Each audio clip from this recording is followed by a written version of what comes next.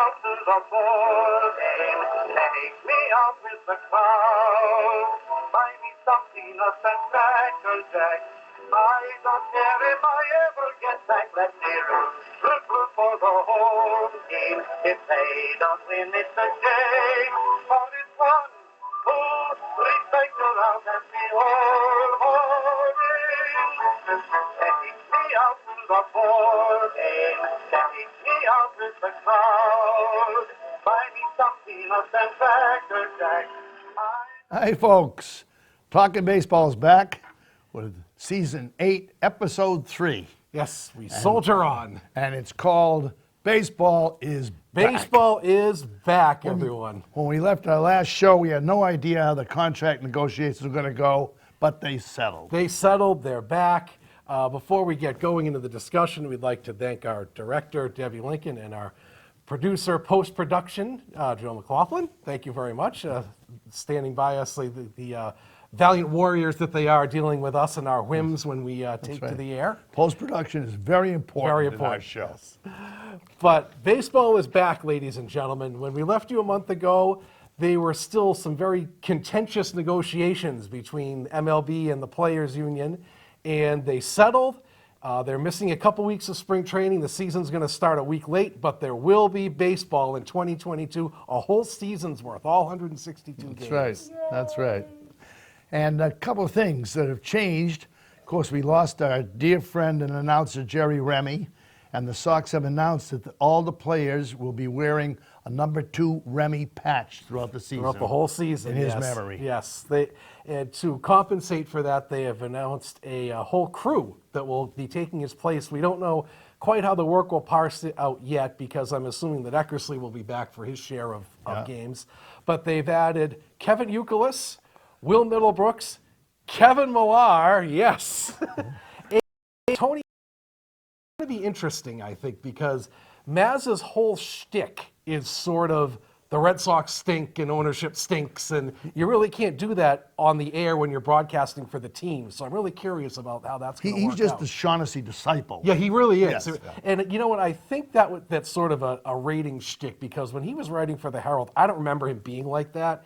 But since he moved to that Sports Hub show, he's just been Mr. Negativity. So we'll see how that works out. But I think any negative vibes will be more than canceled out by the other three, especially Kevin Millar. I think on radio, I think what they want to do is get people to react and call in. Oh, of course they do. Of course they do. Because they got nothing to say. That's ratings. So they have to get people to ask them questions. Of course. And they ask them questions by saying negative things. Right, because that gets people riled That's up. right. It's the Shaughnessy method of getting right. listeners.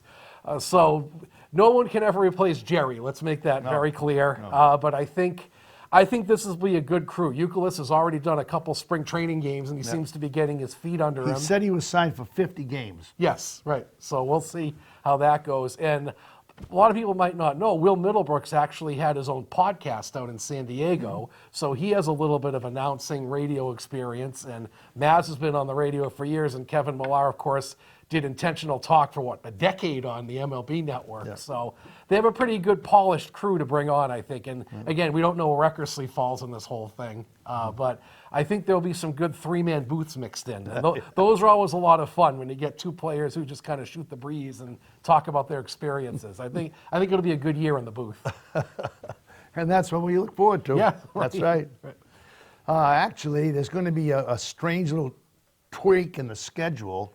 They have to give the players enough time, especially pitchers, to get their arms built up for conditioning.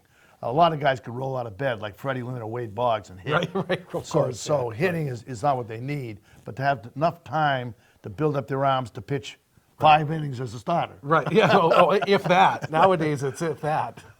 So what they did was they just lopped off the first week of the season, lopped it off, and moved the first 3 games to the end of the season, and the other 3 games to doubleheaders during the season. Right, yeah, 2 doubleheaders and 1 mutual day off, I think it is. So what that meant for the Red Sox was that the 3 games against the Rays that were supposed to start the season will now be played October 1st, 2nd, and 3rd. Right. And the 3 games against Baltimore, there were already a 3-game series and a 4-game series.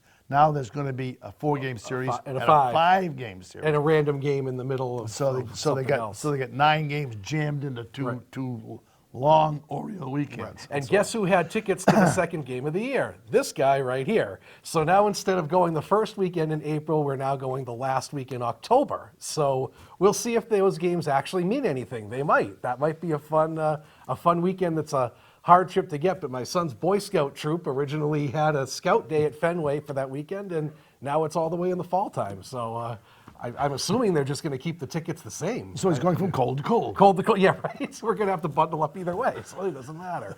And he's 9 years old, so he'll watch 4 innings and then mess around with his friends the rest of the time, because that's what 9-year-olds generally do at games. So we'll see how that works out. I think so it's weird. So their opening day is actually in Yankee Stadium. In Yankee and they don't come Stadium. home till another week after that. In Yankee Stadium. Right. So of course that's actually it's the first game of the season because it starts at 1 o'clock. Right. So Yes. the first pitch of the 2022 season is going to be in Yankee Stadium against us. Right. So it's Cole against Evaldi. Right, sounds good to me. Let's get it rolling. Let's hope Cole gives up about 8 runs, the $30 million guy. Let's hope Cole is cold. Cole is cold, yes. Okay, what we would like to do then, since there's been some changes in the roster, Right. is take you through the entire Red Sox 40-man roster. Right. So how this works is they have a 40-man roster, and they can sort of pick and choose who they want to be active during certain series at certain times. And there's a little tweak this year because of the Right. late start. They're actually beginning the year with a 28-man roster until May 1st. And then they're cutting it back to 26. Again, I think it's to help the pitchers get ramped up more than anything. You have a Probably. couple extra guys out there. So there'll be 28 men to start the season on the active Red Sox roster. Right. So keep in mind that we're going to run through the roster, and there are people that are injured that are officially on the roster but won't be able to play. That's how it works. So they don't count on the 40-man roster. They don't count on the 40-man And when roster. when they're activated, someone has to be taken off. Exactly. Yeah. Right. So alphabetically, they have 27 pitchers. Imagine Now, 27 pitchers. 27 pitchers. Now, 3 of them are on the DL. That's 24. Right. And they'll probably keep 14. I'm sure they will, at least So to start the year. 10 they of will, these absolutely. people probably won't make it. Right. So we'll see how we do here. Right. Alphabetically, Matt Barnes. What do you think? He'll be on the team for Okay. sure. He'll be on the. Might even be the closer. We'll see. Okay. Edward Bazardo. Now this is funny. I actually had one sort of wild card pitching spot left in my prediction of who's going to make the team. Mm-hmm. He's one of the 4 that I think has a shot at that last spot on the team. He came into spring training game the other day and was blowing guys away. So he might make it actually. But he needs a nickname. Yes, he certainly does. Bazardo now Bizardo, pitching. right. Bazardo, that's, Yeah, the buzzard. Buzzard Bizardo. Yeah. Brian Bello, I know nothing about. I know nothing about him either. Okay, I don't know if they snuck him in. Yeah, that's a random guy. Ryan Brazier. Brazier got hit hard today, actually, during the spring training game, but I think he'll be fine. He'll make the team. He's been on the team off and on for 5 years now. 5 years right? now, right? Yeah, sure. Okay. Cuffer Crawford. I don't think he'll be on there, but he's Cuffer Crawford. Cutter Crawford. Also needs a nickname. Right. Austin Davis, definitely. I think he's the other lefty out of the Yep. pen. Yes. And a pickup they just made, Jake Diekman. Jake Diekman. I like this guy. I don't know if you saw him. He was mostly with the A's. He's kind of bounced around the last couple of years, but very hard thrower, very aggressive guy, big strikeout guy. He's definitely 7th, 8th inning, 9th inning material for this team. I think that was a good pickup. And probably the ace of the staff for now, Nathan Evaldi. Nathan Evaldi, He yes. pitched 4 perfect innings today. Yes, he sure did. He looked fantastic Four today. perfect innings. He's I think going to be their ace this year. This business with Sale makes me nervous. I agree. I think they're going to lean on him pretty hard, and it's also his contract year. Yeah. So he has all the more incentive to have a great year. Jake Groomer. I don't know who that is. I don't know who He's that a low is. minor guy. I think he was one of the guys that got in a trade somewhere. So I don't know. Thought I Let's remembered that hope so. name. Yeah. I have trouble with this one. Darwinson Hernandez. Darwinson, he'll make the team. Darwinson. He'll make the team. I think he seems like he's been around forever. He's only 25. Yeah. No, I think this could be a big grow year for him. He's a hard throwing lefty. I think if he just Yeah. stops walking people, he'll right. be fine. But he throws hard. Oh, very yes. I like He's him a scary lot. looking. Yes, he is. Okay. Yeah, right. Rich Hill. Rich Hill, my God, he's almost as old as I am. 42 years old and still throwing. Did you see in spring training he threw at a guy with a 65-mile-an-hour curveball? It was breathtaking. It was a big looping thing, and the guy swung at it and missed.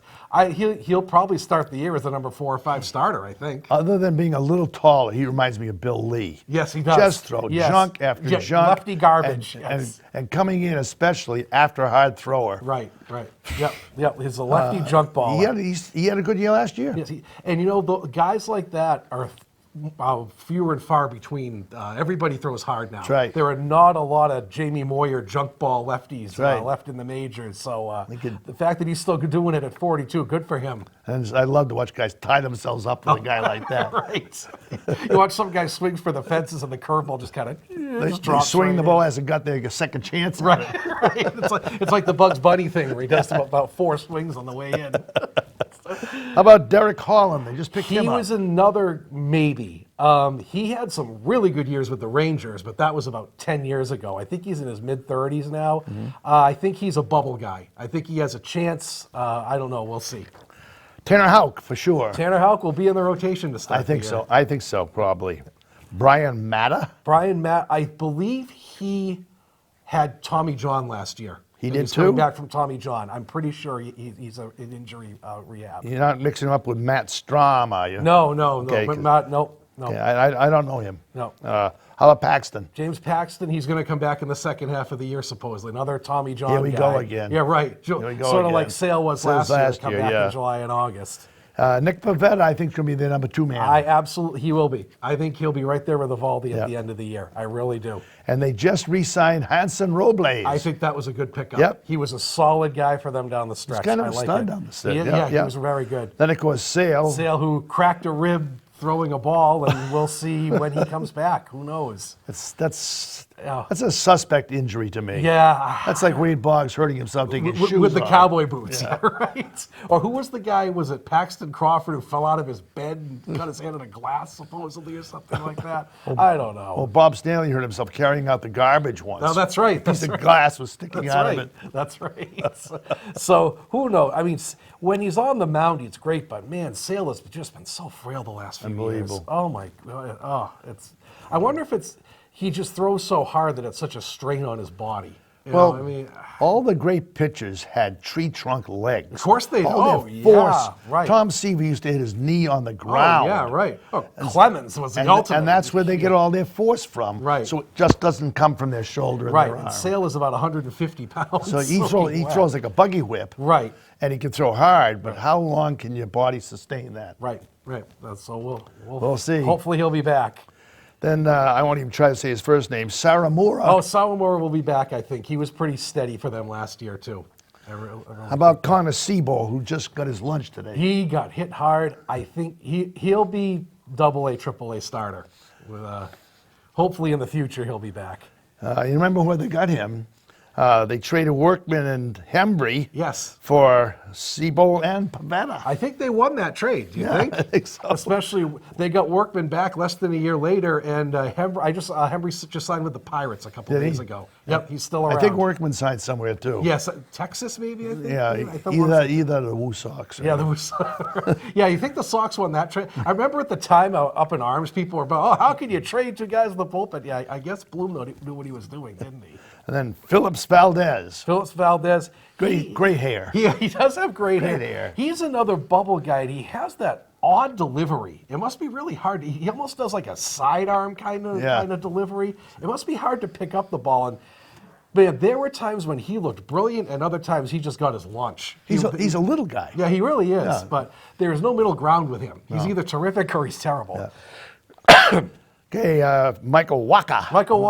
He'll be in the rotation. He's another new fellow they picked up. Waka. You might remember him from when the Sox played the Cardinals in the World Series. That's right. He was a rookie that year with the Cardinals, and he's still around.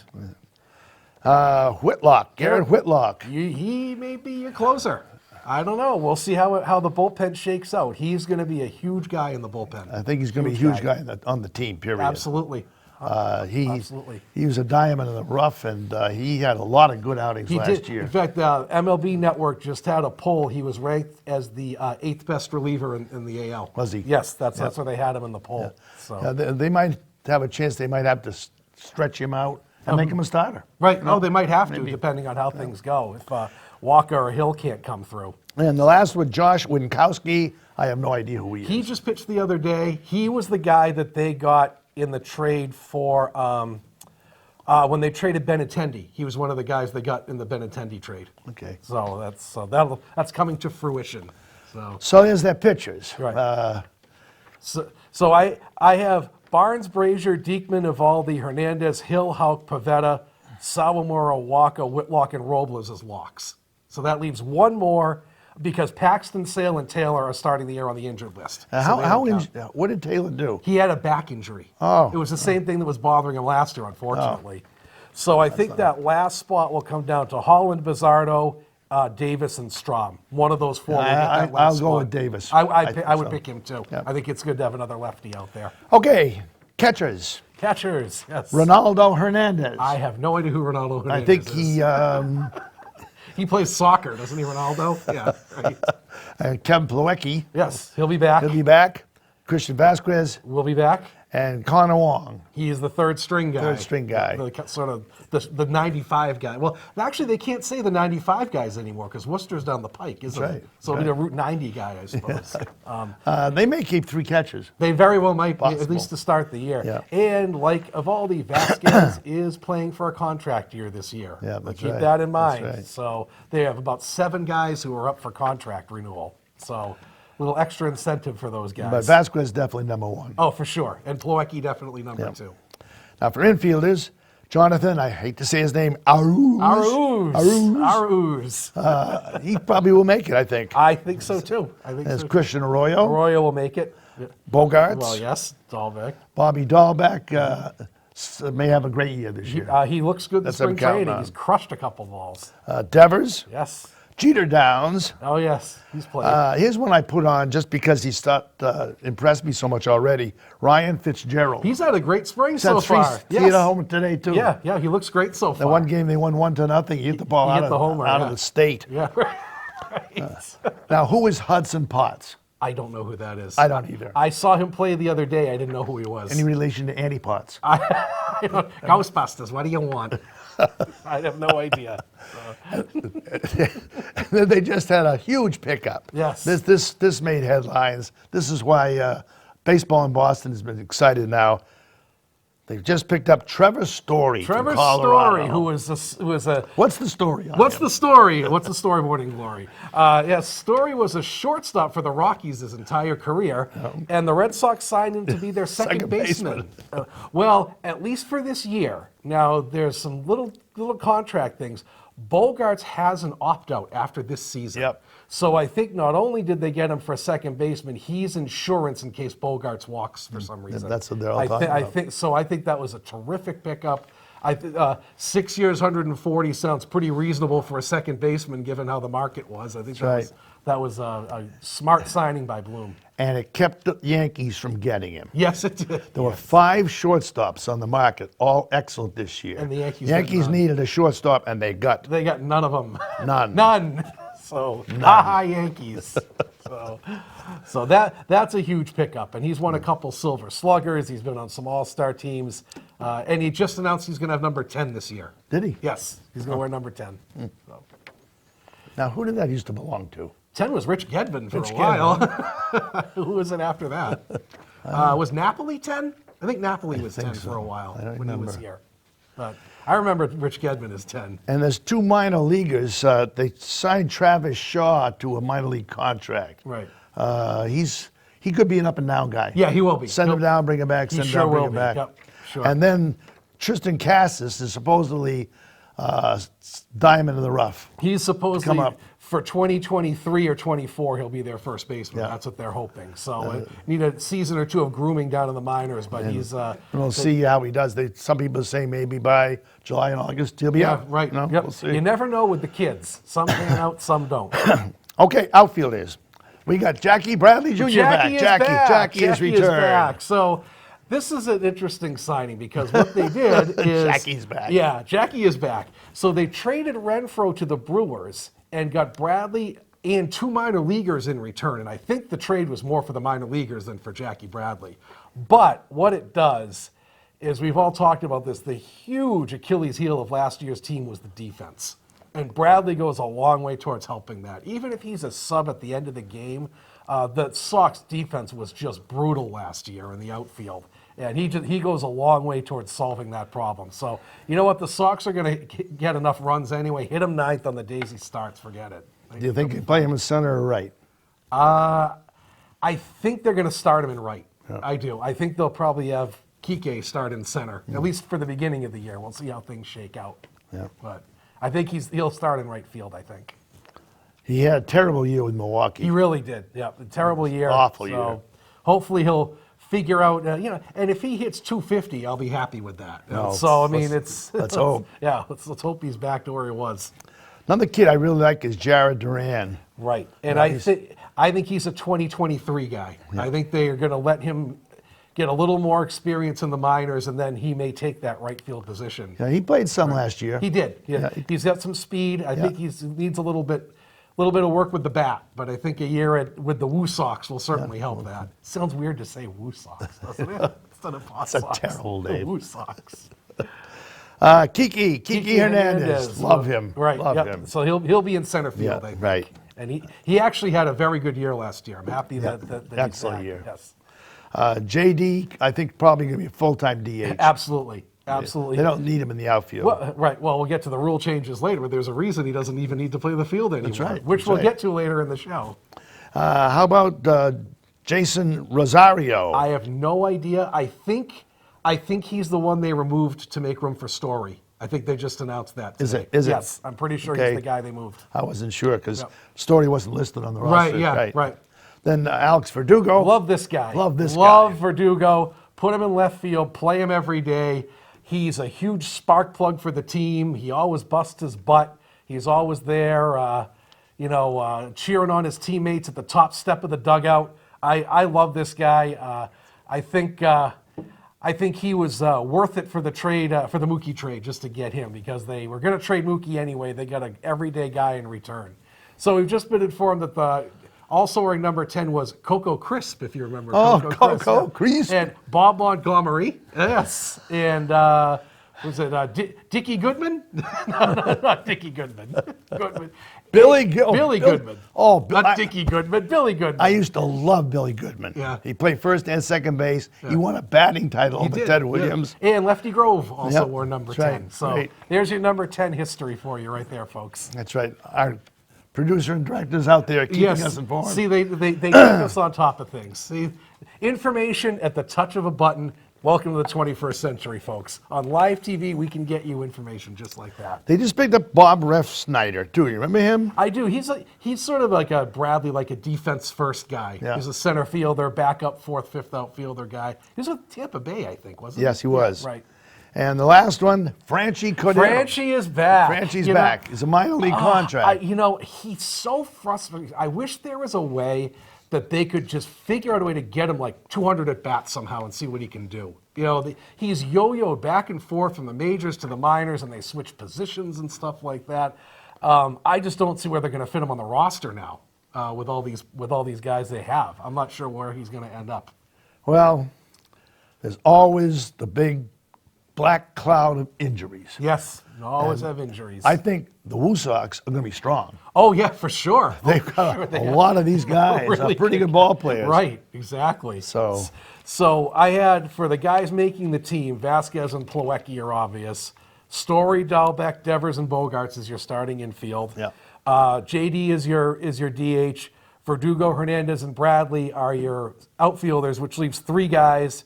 I have Arroyo on the team. He's going to sort of be their jack-of-all-trades guy, I think. They're sort of bounce around the infield, maybe the outfield.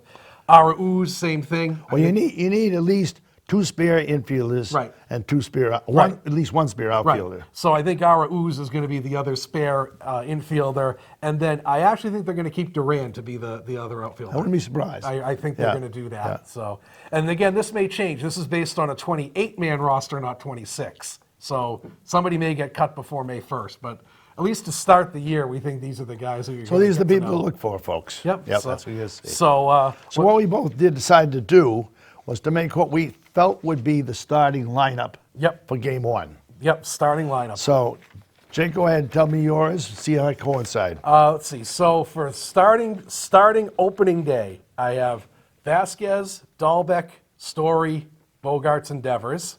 I have Batting order. Oh, the batting order. Oh, the batting order. Batting order. Batting order. All Batting right. order. Okay. So I think they're going to have. They'll probably have.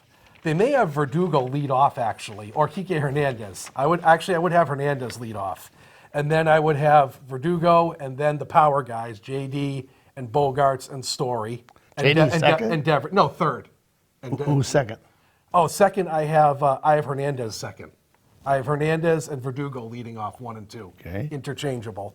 And then in some order, you have JD, Devers, and Bogarts and Story in the middle. And then you have. No, some order. Okay. So I would have JD third. I'd have Bogarts. Actually, I'd have Devers fourth, Bogarts fifth, Story sixth, and then Dahlbeck, Vasquez, and Bradley for 7, 8, 9. Okay. I got Verdugo leading off. Yeah. Devers second. Oh, okay. Bogarts third. JD fourth. Story fifth. Okay. Hernandez sixth. Dahlbeck seventh. Vasquez eighth. Bradley ninth. And Evaldi starting. Oh, and Evaldi starting, of course. Okay. Right. Okay. I think they had Devers hitting second a lot last year. They did. I like him there. Mm-hmm. I think it's he gets on base the most. And it goes them the lefty-righty, lefty-righty. Exactly. All the way exactly, through. So I didn't think about lefty-righty going down like that. That's right. Hernandez, Verdugo, one or t'other in there. Right. I think Hernandez is likely to knock in runs more than Verdugo is. Right, he is. So he that's has a right. little bit more I see him power, there. sure. And Dahlbeck always gets stuck at the bottom of the power order. He does, right. But they could move him up. Well, sure, and that's actually a perfect spot for him because you think, oh, I just got through all these power guys, and then Dahlbeck is hitting seventh behind them. He can crush one if you're not careful. So I think that's a great spot for him.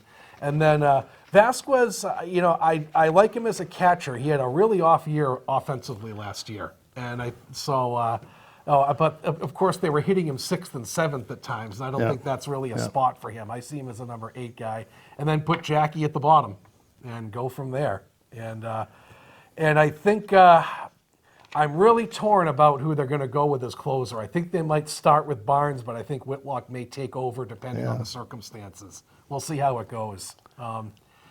Barnes went from lights out last year to just being awful. But remember, he also got COVID twice last year. Yeah. And I had it. I know from experience. It takes weeks before you're back to your normal self after you get it. So I hope that was the reason he had a bad Jake, second half. year after year, every team's bullpen is in flux. Oh, of course it is. Always. Of course it Who is. does well? Of course Who it is is. run the hot hand for a while? of course, right. Somebody steps up, somebody steps right, down. Right, of course. Yeah. So I wouldn't even try to pick the relief corps right now. And the bullpen is always full of fungible guys anyway. They can kind of move around. And that's always what teams are looking for at the deadline anyway. So the bullpen at the beginning of the year isn't going to be close to the end of the year. And the season hasn't started yet.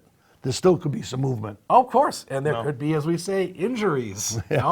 Say Barnes gets hurt or Whitlock gets hurt. God help us. that changes everything.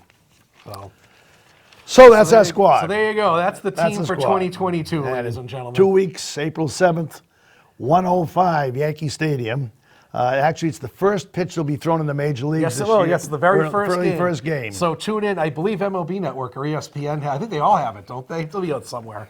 It's streaming. It's all over Red the Sox place. Yankees gets taken over by everybody. Of course it does. So that's what they do. Every Sunday game turns into the Sunday night game with the two of them. So I decided that after a run of longer than Ken Jennings' streak, Jason has been able to just run the table in trivia. Okay. Run the table in trivia. So this is the ultra hard level of trivia. So this is opening day coming up. Yep. In baseball history, Okay. now, Yeah. who was the only pitcher to throw a no-hitter on opening day? Oh. Okay. You ponder that. God, I think I know this. You ponder that. I You think I ponder know that. it. Okay. Oh God. I know it's a Hall of Famer. Okay. Oh. Now we're going to go on to Reds. Okay. We're going All on right, we're moving on. after Okay. after the trivia answer will be given out after Red Sox memories. Okay, so we're going to start. So what we've done is We've had a section all last year and this year of Red Sox memories. Now, we've been to a ton of games between us, and you never know what you're going to get at the ballpark. So we decided to share some of these memories with you just to give you a flavor of what can happen when you get a ticket to a game. You could be at a game when they win 15-0, they could lose 15-0. So you never know. And one of the questions that I always have been asked, and I did a little research about this, is what's the longest game I've ever been to? And I did some research about the game. It took place April 27th, 1989. It was a 16-inning game against the White Sox that took 5 hours and 9 minutes. Naturally, they lost. Now, of course they lost. But there were some interesting things about that game, and you were there too. Yep. The game featured Ware's finest, Billy Joe Robideau, playing for the White Sox. Right. And he went 0 for 5 that day. But that was the one and only season he was with the White Sox. But it was cool to see a local guy playing in the major leagues from Ware, Massachusetts. It was Right. great. Ellis Burks managed to go 0 for 7 that game. Doesn't it seem like every extra inning game that's long like that, there's always one dude that goes 0 for 7, 0 for 8. There's always one stuck in there somewhere. Jerry used to talk about that. Right, yeah, he'd be the 0 for 7 guy, yeah. right? Yeah. So the White Sox won 3-1 in 16 innings. Now, in typical Red Sox fashion, they left 14 men on base and went 1 for 9 with runners in scoring position. Not to be outdone, the White Sox left 16 men on base. So this is very exciting times with runners all over the place. Now, this is how baseball has changed in the 33 years since this game. In 16 innings, the White Sox used 3 pitchers and the Red Sox used 4. The starters that game, now, okay, blasts from the past here. Eric King pitched for the White Sox, and John Dobson pitched for the Red know Sox. Dobson. Probably the best game he ever pitched in his career. They each went full 9 innings and gave up 1 run. Now imagine that happening nowadays, 2 guys going 9 innings against each other. And then, so it went to extra innings, and the White Sox brought in Bobby Thigpen, who set the save record that year. Remember that guy? We actually saw where he lived. Yes, When that's we were right. in St. Petersburg, we Right. took a ride around the $1 Million Mile, Right. and he has a home in St. Petersburg. Yeah, that's right. That's 50 right, he did. 57 saves. 57 saves. It Which was has the been record. broken. Yeah, it has been, but Has it was been the record. It was a record for a long time. Yeah, About 20 it was. years it was a record. And it was the only thing he ever did. Right, yeah, it was sort of a one-year, well, not a one-year wonder. It was his best year by a country mile. But he came in and shut the Red Sox down that night. And in the middle innings, well, I should say middle, 10th, 11th, 12th, 13th innings. And again, how the game has changed. In 16 innings, the Red Sox only struck out 6 times. Can you imagine that happening in 2022, where the whole team, nowadays that's 3 innings worth of 6 strikeouts. 16 innings, they only struck out 6 times. So that's my, and I looked it up. For some reason, the game started at 6:30 that night. I don't know, because in April, didn't they used to start a little bit earlier for the night games? No, Is that what I remember? don't remember that. Yeah, it was at 6:30, but it went 5:09, so it was still midnight by the time the game got over. And of course, naturally, they lost. Now, in the days of yore, before the Red Sox started winning championships in the 70s and 80s, it seems like every long extra inning game the Red Sox lost. Doesn't it seem that way? Yeah. They never had a 15-inning win. They always blew it late in the game. I'll tell you, the longest game I ever saw was in Seattle. Yes. 19 innings. Right. And they lost. And they lost. And it ended about 3 in the morning on East Coast time. East 'cause Coast time. I was watching it when you guys were in Seattle. It was the same thing. It was about a 5-hour game. 19 innings. Was it Mike Cameron, maybe? Mike Cameron Yes. hit a home run off I don't remember. can't remember his name. I don't remember who he hit it off As soon of. as he came in, I said, well, let's pack up. Let's back it. Let's go. I don't remember Mike who it was, Cameron. but I remember Cameron hitting the homer in the 19th inning. And they 19 lost. innings. So that's my Fenway memory. That's inning-wise. I mean, time-wise, I couldn't tell you, but 16 is the longest I've ever sat through for a game. Okay, my memory is also shared by Jason. We had a chance to meet a Red Sox poet laureate named Dick Flavin. Dick Flavin is a legend in Fenway as a writer. He took a trip to see Ted Williams with 3 of Ted Williams' teammates. Oh, there we are with him and Gordon Needs. Yes. As Gordon Needs when we met him. And Dick has just been close to the team forever, writing little poems about them, little doggerel poems. And he wrote a book called Teammates, which involved Dom DiMaggio, Johnny Pesky, and Bobby Dorr, and himself taking a trip to Florida to say goodbye to Ted Williams in his later years. Great so book. cool. Yeah. It's something any fan should read. So Dick Flavin has published a book of his poems, and just to give you a sense of the kind of things he writes about, Jason's going to read one called Truck Day. Truck Day. Now, as you all know, Truck Day is a big deal in Boston. Truck Day is always the day when they go to Fenway and pack up all the spring training things and the big Mack truck, and it drives down to Florida, and it's the first sign of spring here in New England. We know spring's on the way when it's Truck Day. So he wrote Truck Day, it says in 2013 he wrote this. There's light at the end of the tunnel, spring training is not far away. The truck is all loaded and ready, Fort Myers, it's heading your way. Soon it will be in the sunshine, while we're up here freezing, you know. Perhaps you could do us a favor and load up the darn thing with snow.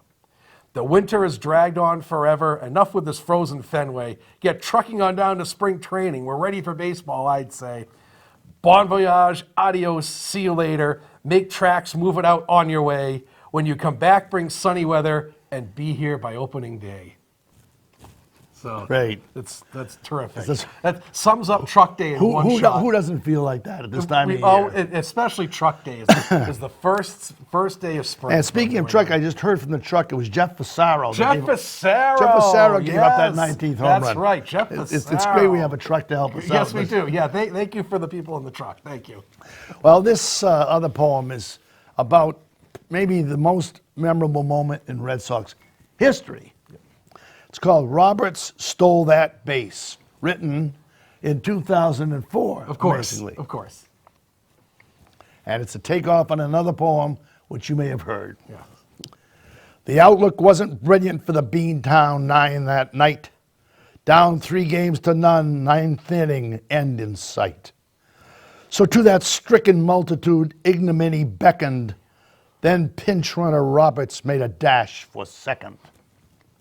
The catcher came up throwing. Jeter raced to take the ball. Roberts dove. The play was close. Safe was the umpire's call. What happened next will be retold for years in baseball lore. For that theft sparked a comeback unheard of before. Miller singled Roberts home, and several innings later, Big Papi put the game away with a home run tater. Yes. The Sox went on to win Game 5, Game 6, and then Game 7. The Yanks were dead. The Cards got swept, and hello, baseball heaven. There was cheering, there was singing, and heroes filled the place. But it never would have happened had not Roberts stole that base. That's great. That's great. So it's Miller at the bat instead of Casey at the bat. That's terrific. A great poem. I love that. Dick Flavin, great doesn't character. that sum up how we all felt when that was happening, That's too? right. It was just, we've talked about it many times before on this show, the feeling of 2004. Yep. That'll never fade. No, It never. goes there. Nope. Okay, that's our Fenway memories. Now, Jason's had a chance to think over our trivia question, Okay. which I'll repeat. In all of baseball history, only one pitcher has ever managed to throw a no-hitter on opening day. Okay. Is it Bob Feller? Yes, it is Bob Feller. Yes. Yes. I It is can't Bob believe Feller. this. Oh my God! Unbelievable. So what I know about Bob Feller clearly is before my time. Before my time. Yes, but Bob Feller started pitching in the majors when he was 18, and then he missed some prime years to the service. He went in the Navy. about Right, 5 years. and if he hadn't missed those years, he'd be right up there with Walter Johnson and Christy Mathewson and among the greats. Why is the clock not going? I don't know. We have lost our clock here, ladies and gentlemen, so we're going to have to rely on the truck to give us some time. How much time we have left? So, but yeah, Bob Feller, was it the White Sox he did it against, maybe? I don't remember the team. Yes. It was the White Yeah, Sox? yeah, the White Right, Sox. Right, yeah. So the whole team started the day and ended the day with a batting average of 0. That's one of the questions I've seen on trivia. Yeah, After the first day, what team was batting 0? Yeah, they batted 0 for the day. They called him Rapid Rob. In his day, he was the Nolan Ryan of his time. Could yeah, throw the Rob. ball through the wall. He was a farm kid from Van Meter, Iowa. And he used to practice throwing a ball against the barn. Right. literally. Broke the barn. He was a farm Right, boy, right. and he'd stand out there and throw it. He made a target on the barn, Right. just stand there and throw at this barn, and was discovered by a scout in some high school game, I guess. Right. And by the time he was 18, he was a phenom. He was striking out bad. I think he had some strikeout records at the time. Oh, yeah. I mean, they've since been broken, but He had 18, the first one to get 18. right, yeah, and Okay.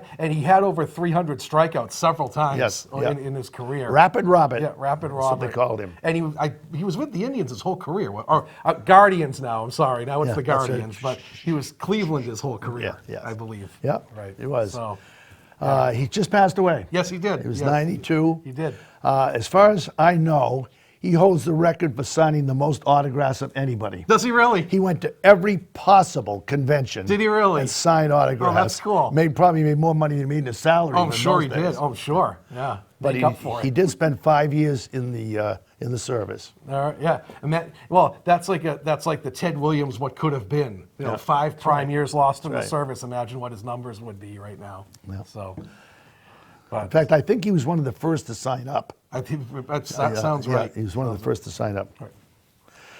So, moving on past trivia. Yes. We talked a little bit about the schedule. Right. I don't know what else we could tell you. So my big thing this year about the schedule, the first and second week of June, the West Coast is done in one shot. They have 10 games in 10 days on the West Coast, and they are done. So you only have to stay up late for 10 days in the first couple weeks of June, and then you don't have to worry about it anymore. That's right. So, when you're maniacs like us, you stay up and watch the late games. You don't care about work the next morning or, So they put them all together since a lost week. Right, so just bang in sick that week, folks. You're gonna need a lot of coffee for work the first week of June. But I think that's great. That's how they used to do it. Is you'd get all the West Coast teams done in one shot during the year, and that was it. But the last few years, when they had all the unbalanced schedule, they were just bouncing all over the country, and it just didn't make a lot of sense. I think you alluded to it before. I think it has to do with COVID. Yeah. They're trying Absolutely. to lump all these trips Yeah, together yeah. rather than having guys But fly all over the country. at least we're going to be able to play the National League other than National League East this Oh, year. thank God, yes. You Because play they- the Central. Yeah. To play the Central, and that Central is not a strong division. No, it's not. It's not. I know they go to Pittsburgh, which is, I'd like to bucket list trip that park right Yeah. there. That's beautiful. And they have a home and home with the Reds. I That's just one of the bought our trips. first tickets for the Reds game. Did you really? Yes. All right. I've never seen the Reds at home. 1975 flashback. Right? Other than that. Yeah, right. And then the third one they play is who else do they play? Who's the third? Where do they go to? I forget where the third trip is in the National League. Oh, Atlanta. They still do the Atlanta trip for Yeah. some reason. Well, they I'm still not sure. connect with them with Boston, Right. even though they haven't been the Boston Braves in 70 years. Since right. But the Cardinals are coming to Fenway. Good luck right. getting tickets that series. That's right. That's going to be It's a gonna be huge draw. huge draw. And then the Brewers come here, and too. That'll be fun. We never see the Brewers coming to right. Fenway. That's right. So I don't mind the interleague as long as it makes sense, and it kind of makes sense this year the way they have it scheduled. And especially, when we get to the rule changes, there's another reason why it's cool the National League comes here. That's right. But the tickets are available. They're advertising single games in April and May right now, all over Facebook. So You can get all the tickets for the season now. sure, They're all through the whatever Ace tickets or whatever they're called, all Right, different locales. so get your tickets, folks. Get them now. That's the schedule. And they'll all be on channel 851. They'll all be on 851, our Nesson. famous name. That's right. Well, we're able to play because the contract was signed. Yes. The So- lockout ended after just about 3 months. And it was kind of sudden too. Yeah. It was all of Well, a sudden they said, it's- okay, we have one day to get it done. It was done. Well, what happened is that as soon as they said we chopped a week off the season, Yeah, right. that puts pressure on. Of course it because does. the players do not get paid Right. if there's no ball Right. games. And if it's more than a week, it's impossible to make it up. That's right. There's no way you can make up more than a week in And the that season. negates everything, Right. all the Sure. records and Right, of course it such does, a right. thing.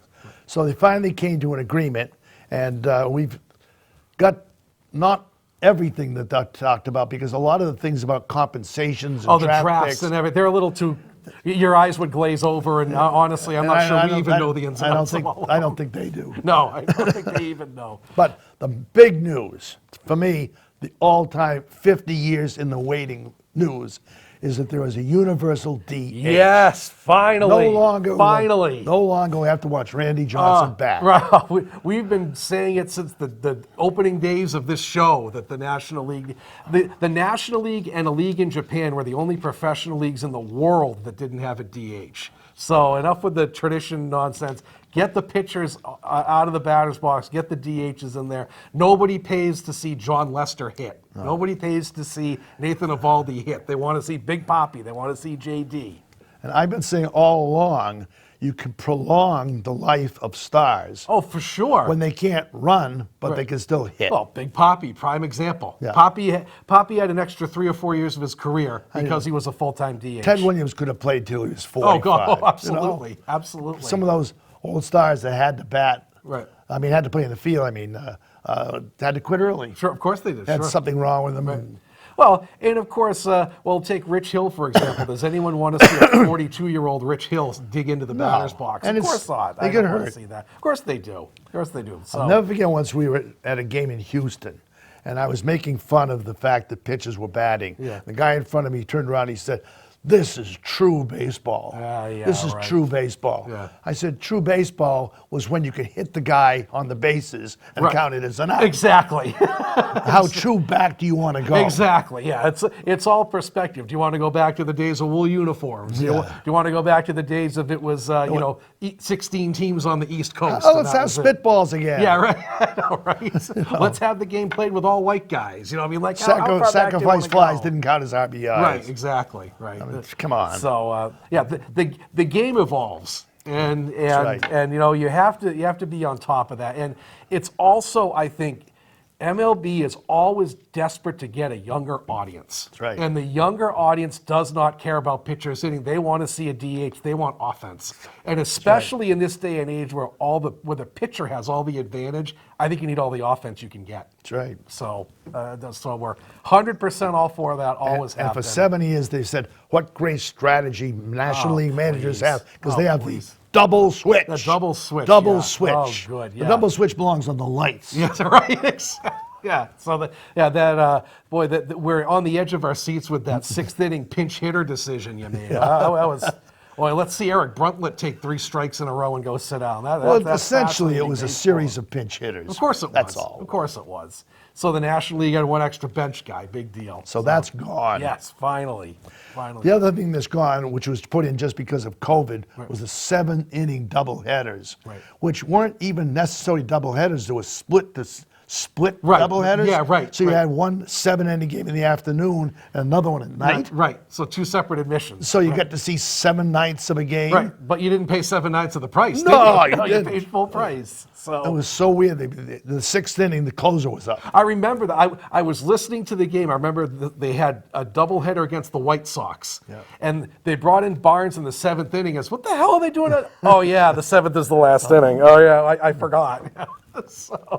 So they're back to 9-inning doubleheaders, which I'm all for. More baseball. That's right. I I think that was just a temporary a COVID thing to try to get attempt the to try to get the games in. yeah.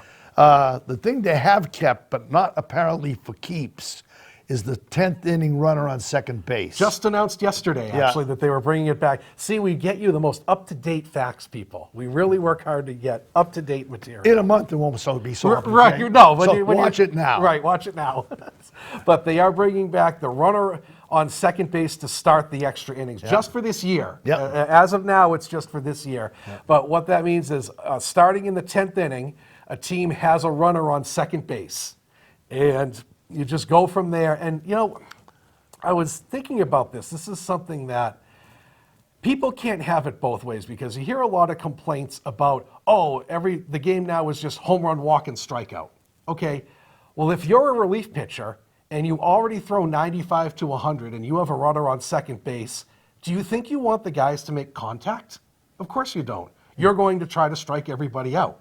So if you're going to complain about the strikeouts, then you can't complain about having the guy on second. You can't have it both ways. You know what I mean? Because they're going to come in, the pitchers are going to come in and try to strike guys out if that's happening. So, Well, I heard an awful lot of announcers saying they liked it. well, yeah, because they got to go home earlier. I guess. I guess. But especially now when you've got the starting pitcher only going 5 innings, Right. you're going to have to run through a lot more relievers than you used to. And that's the thing. You don't want, like, I'm just going to pick in. You don't want Jonathan Arauz to pitch the 13th inning because they ran out of pitchers. Yeah. I think that's the idea. That happened a lot last year. Of course, yeah. So last I year. think that's the idea behind it, is to save the staffs. Now, if we go back to the days of, when starters are throwing 7, 8 innings every game, it didn't really matter because you could bring in your bullpen for 9 innings after that. But now when starters go 3, 4 innings, that's an issue because you tear through your whole staff every game. So next thing was a minimum salary. People at home, don't grimace, Right. because these guys are talented. Very few people have this talent. Right. They raised the minimum salary for a rookie from $570,000 to $700,000, and each of the next 5 years there'll be another 20,000 added to that. So by 2026 it'll be 780,000. This is a 5-year contract that they signed. Right. And that was a big that didn't think that the young guys, the sort of the shuttle guys, I guess is the way to call them, were being compensated enough because they weren't getting the service time. They weren't getting the big contracts that they could just sort of settle down for the rest of their lives with. That was a huge bonus, I think, getting the rookies the extra money. And like you said, don't grimace. These guys are the best athletes in the world. That's right. You know, they're going to make. They're in the top millionth of a percent in the world of what they do.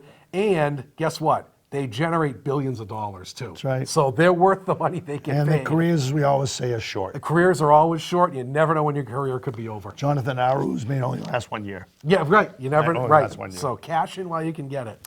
The other big change is postseason. They've added an extra team. Right. 6 teams in the postseason in each league now. So it's the 3 division winners and then the 3 wild card spots. Three best spots. I guess you could call them. And the top 2 teams get a bye.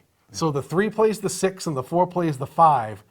That's going to be interesting because that means one of the division winners gets thrown into the wild card round. That's right. And I guarantee you that some of the 4 and 5 teams are going to have a better record than the 3 team. Yeah. That's just sort of a quirk of the playoffs. Well, they're sort of following football. Right, It's the exactly. same Yes, thing. exactly. They've Exactly done. what it is. Right. So, and the other thing about it is there are no more 163rd games. Right.